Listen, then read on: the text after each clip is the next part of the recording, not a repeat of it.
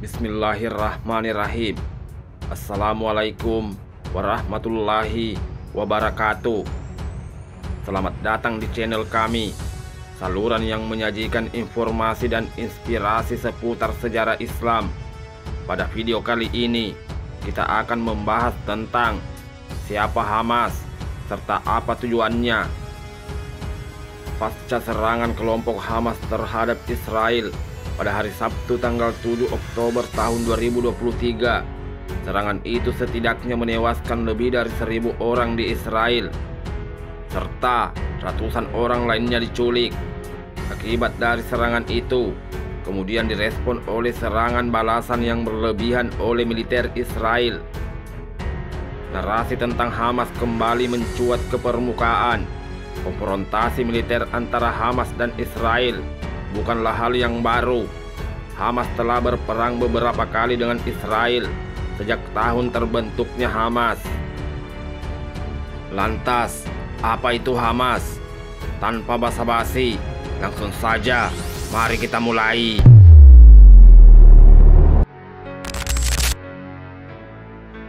Nama Hamas merupakan singkatan dari Harakat Al-Muqawamah Al-Islamiyah, yang berarti Gerakan Pertahanan Islam. Hamas lahir pada tanggal 14 Desember tahun 1987 sebagai hasil pengembangan kiprah perjuangan dari Ikhwanul Muslimin atau Persaudaraan Islam yang berpusat di Mesir. Ikhwanul Muslimin merupakan sebuah organisasi Islamis transnasional yang didirikan di Mesir oleh ulama sekaligus guru sekolah, yaitu Hasan al-Banna pada tahun 1928. Doktrin-doktrin al-Banna menyebar keluar Mesir, menginspirasi gerakan-gerakan serupa meskipun dengan nama yang berbeda. Semenjak awal berdiri, organisasi Ikhwanul Muslimin bergerak di bidang pendidikan, dakwah, sosial dan militer. Gerakan yang didirikan oleh Hasan al-Banna ini pada awalnya dimaksudkan untuk menyebarkan nilai-nilai Islam. Namun, dalam perkembangannya, ajaran Ikhwanul Muslimin menyebar keluar Mesir dan tumbuh menjadi gerakan politik karena ingin mengakhiri kendali kolonial Inggris dan memusnahkan segala pengaruh Barat. Anggota Ikhwanul Muslimin di Palestina mendirikan cabang di Palestina pada tahun 1946 setelah Israel berdiri. Ikhwanul Muslimin Palestina mulai berjuang setelah perang di tahun 1967. Ide membentuk Hamas lahir pada tanggal 10 Desember 1987, sehari setelah insiden sebuah truk tentara Israel menabrak mobil di sebuah pos pemeriksaan Gaza. Ketika itu, para buruh Palestina baru saja kembali dari tempat kerjanya. Tiba-tiba muncul sebuah truk yang berisikan tentara Israel melaju ke arah jalan raya dan menghantam mobil yang dikendarai orang-orang Palestina tersebut, yang menewaskan pekerja harian Palestina sehingga terjadi gerakan Intifada. Intifada merupakan gerakan perlawanan rakyat Palestina, terutama di jalur Gaza, untuk melepaskan diri dari penindasan Zionis. Mereka pun menyuarakan tuntutan akan hak-hak mereka yang hilang selama ini. Setelah Intifada pertama pecah, pimpinan Ikhwanul Muslimin Palestina, yaitu Syekh Ahmad Yasin, mendirikan organisasi yang lebih terarah dan tertib untuk mencapai satu tujuan, yaitu Hamas. Selain Hamas, ada juga kelompok Fatah yang bertujuan sama, namun mengedepankan negosiasi dan perdamaian. Nama Hamas berasal dari Harakat Al-Muqawamah Al-Islamiyah, yang berarti Gerakan Pertahanan Islam. Hamas memiliki makna semangat. Hamas adalah gerakan nasionalis, agamis yang menggabungkan dakwah damai Islam dengan strategi perjuangan bersenjata. Kelompok ini berjuang membebaskan Palestina dari penjajahan Israel. pada bulan Januari tahun 1988 dalam selebaran yang dibagikan kepada rakyat Palestina. Hamas menjalin kontrak dengan Sheikh Jamil Hamami, kemudian menjalin komunikasi dengan aktivis Ikhwanul Muslimin di wilayah tepi barat.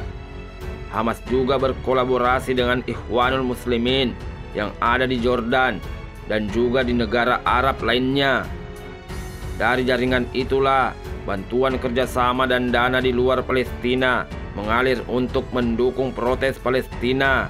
Hamas mengikuti ideologi Ikhwanul Muslimin, yaitu mencita-citakan berdirinya sebuah negara Islam di Palestina yang merdeka, berdaulat, memperjuangkan kebebasan dari kemerdekaan Palestina dalam kerangka pan-Islamisme, yang artinya seluruh umat Islam di dunia harus terlibat dalam melawan Zionisme Israel. Organisasi ini segera memiliki banyak pengikut hingga kemudian menerbitkan Piagam Hamas pada Agustus 1988 yang menyatakan bahwa Hamas adalah sebuah cabang Ikhwanul Muslimin dan berkeinginan mendirikan negara Islam di seluruh Palestina. Salah satu pendiri Hamas, yaitu Sheikh Ahmad Yassin, meyakini bahwa Israel sedang berusaha menghancurkan Islam dan berpendapat bahwa Muslim yang setia wajib untuk melawan Israel. Tujuan jangka pendek Hamas adalah membebaskan Palestina dari pendudukan Israel, sementara tujuan jangka panjangnya adalah mendirikan negara Islam di seluruh Palestina. Hamas pun segera bertindak dan memicu permusuhan antar kelompok. Serangan Hamas yang semakin keras terhadap sasaran sipil dan militer mendorong Israel menangkap sejumlah pemimpin Hamas pada tahun 1989, termasuk Ahmad Yassin. Pada tahun-tahun berikutnya, Hamas menjalani reorganisasi untuk memperkuat struktur komando dan menempatkan para pemimpin kunci di luar jangkauan Israel. Adapun sayap militer atau kelompok bersenjata mereka juga telah dibentuk, dikenal dengan sebutan Brigade Is al-Din al-Qassam. Pasukan ini melancarkan serangan anti-Israel di wilayah Israel dan Palestina sejak tahun 90-an, termasuk pengeboman skala besar terhadap sasaran sipil Israel, serangan senjata ringan, bahan peledak di pinggir jalan, hingga serangan roket. Kemudian, pada awal 2008, Hamas melancarkan bom bunuh diri yang menewaskan seorang warga sipil, serta berbagai serangan roket dan mortir yang melukai warga sipil. Kemudian, pada Juni 2008, Hamas menandatangani perjanjian 6 bulan dengan Israel untuk mengurangi serangan roket. Setelah ketenangan sementara sempat terwujud, Hamas kembali melanjutkan serangan roket yang memicu operasi besar Israel pada akhir Desember 2008. Setelah perjanjian damai Organisasi Pembebasan Palestina atau Palestine Liberation Organization yang diwakili oleh Yasir Arafat ditolak oleh Israel pada tahun 1993, Hamas semakin terlihat dengan perjuangannya melalui angkat senjata. Hamas kemudian tidak sekedar berjuang dengan berperang, tetapi juga melakukan kerja sosial. Hal inilah yang membuat masyarakat Palestina semakin simpati dengan mereka. Kelompok ini kemudian menjadi partai politik dan memenangi pemilu 2006. Namun, kemenangan ini tidak diakui oleh Israel, Amerika Serikat, Uni Eropa, dan sebagian besar negara di dunia yang menganggap Hamas sebagai organisasi teroris.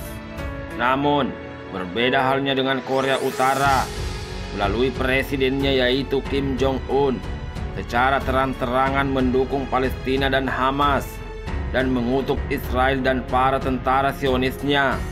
Para ahli mengatakan kelompok Hamas sebagian besar menggunakan senjata dari Korea Utara. Pernyataan ini muncul setelah ada rekaman pasukan Hamas yang menggunakan peluncur roket yang diduga berasal dari negara Korea Utara, serta gambaran lain menunjukkan bahwa pasukan Hamas banyak yang menggunakan senapan milik negara Korea Utara. Dan pada tahun 2009 di Thailand, bahwa pengiriman senjata dari Korea Utara yang ditujukan untuk Hamas dan Hizbullah dicegat oleh tentara PBB. Didapati di sana ada paket senjata seberat 35 ton. Kiriman itu berisi granat berpeluncuran roket-roket besar dan F-7. Keteguhan para pejuang Hamas melakukan perlawanan menggunakan kekuatan senjata tidak bisa dipisahkan dari doktrin jihad yang selama ini mereka yakini. Bagi pejuang Hamas, perlawanan terhadap Zionis Israel bukanlah pekerjaan yang buruk, bahkan jalan inilah yang paling baik. Dan keberhasilan dalam merebut kemerdekaan dengan menumbangkan Zionis Israel dan mengusir dari tanah Palestina adalah cita-cita mulia. Jika mati dalam pertempuran di dalam perjuangan tersebut, maka mereka yakin telah meninggal di jalan Allah atau syahid, yang tidak ada kematian yang lebih baik daripada syahid di jalan Allah itu sendiri. Sehingga bagi pejuang Hamas, kemerdekaan atau gugur dalam perjuangan adalah jalan menuju surga Allah Subhanahu wa Ta'ala. Kemudian serangan Hamas dengan nama Operasi Badai Al-Aqsa pada hari Sabtu tanggal 7 Oktober 2023 menjadi penanda semakin runcingnya konflik antara Israel dan Palestina. Serangan tersebut meluncurkan 5.000 roket ke wilayah Israel, dan operasi ini dibalas dengan Israel dengan membombardir wilayah Palestina di jalur Gaza dan berlanjut sampai sekarang. Ketika negara-negara Eropa menganggap bahwa Hamas adalah teroris, namun di sisi yang lain menganggap bahwa Hamas berjuang untuk kemerdekaannya. Hamas adalah organisasi Islam yang berjuang dengan gigih untuk meraih kemerdekaannya. Akan tetapi, kemerdekaan Palestina akan lebih mudah terwujud jika seluruh umat Islam di dunia bersatu. Demikianlah pembahasan tentang Hamas. Semoga video ini bermanfaat dan menambah wawasan Anda. Jika di dalam video ini Anda mendapatkan kebenaran, itu petunjuk dari Allah Subhanahu wa Ta'ala untuk disampaikan. Dan jika Anda menemukan sesuatu yang salah, itu mutlak dari saya. Abaikan itu, cari referensi lain yang lebih baik, dan amalkan kebaikan. Terima kasih. Wallahu a'lam bishawab. Jangan lupa untuk bersolawat. Allahumma salli ala Muhammad wa ala ali sayyidina Muhammad.